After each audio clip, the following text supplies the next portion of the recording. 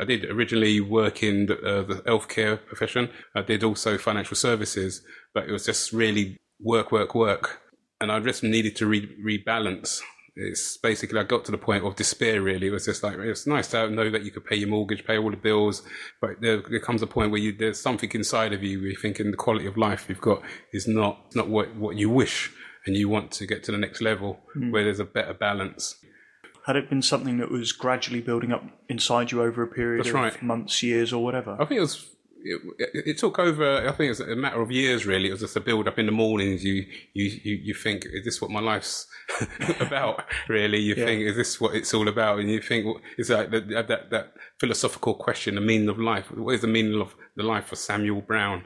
Is it just to work, or is there something more to? There's another chapter.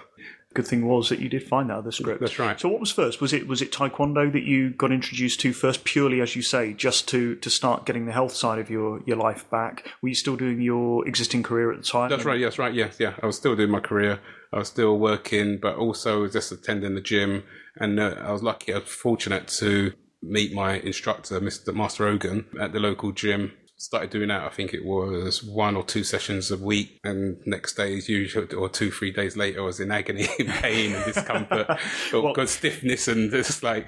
I was going to say, I mean, we should dwell on the fact that you were very fortunate to have probably one of the best Taekwondo instructors in the world. That's right. At your local gym, which is, I mean, it's funny how these, I don't know, people call them elements of luck, but it's funny the way these parts of a puzzle just fall into place, because, I mean, you could have lived anywhere, you could have had any gym on your doorstep, but you actually had, Master Jim Hogan, who is, I mean, he's globally recognised as one of the best instructors in the entire world. That's right. I mean, how did that, were you aware of that when you actually... No, I didn't have a clue, really. You just thought, who's this guy kicking the hell out of me?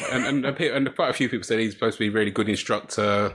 I went there. It's just about the conditioning, what he put me through as a beginner. You don't actually do any sparring or any fighting. It's just more conditioning.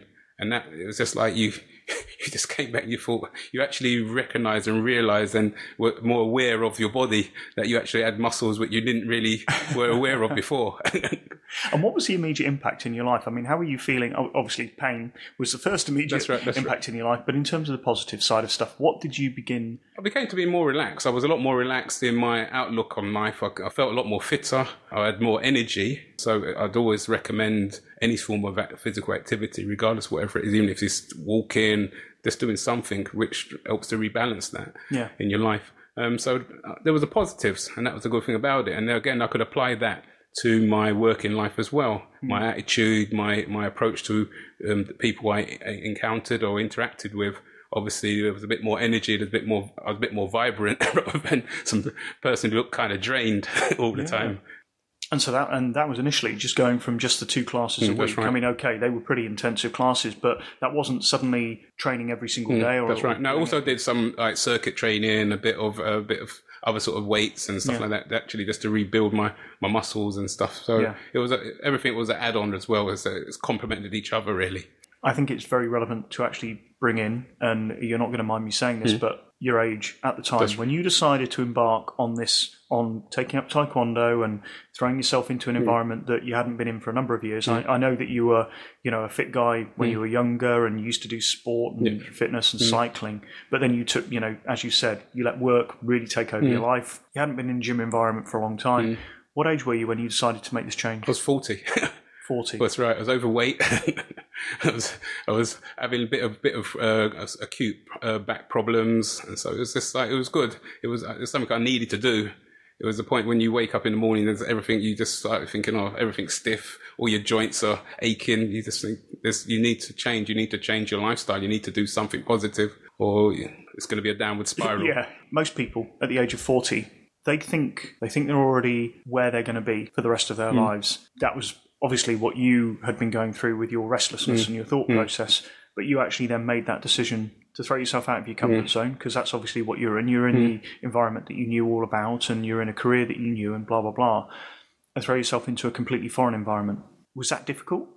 It was something you build up for. Initially, obviously, it's nice to stay in that little comfort zone, but you just have to think, no, I've got to get out of this sort of, it's like a prison. And it's something I had to do. It's just something inside. There's something there's a burning desire for change. And until you get that, you have to act on it. You have to act on that impulse.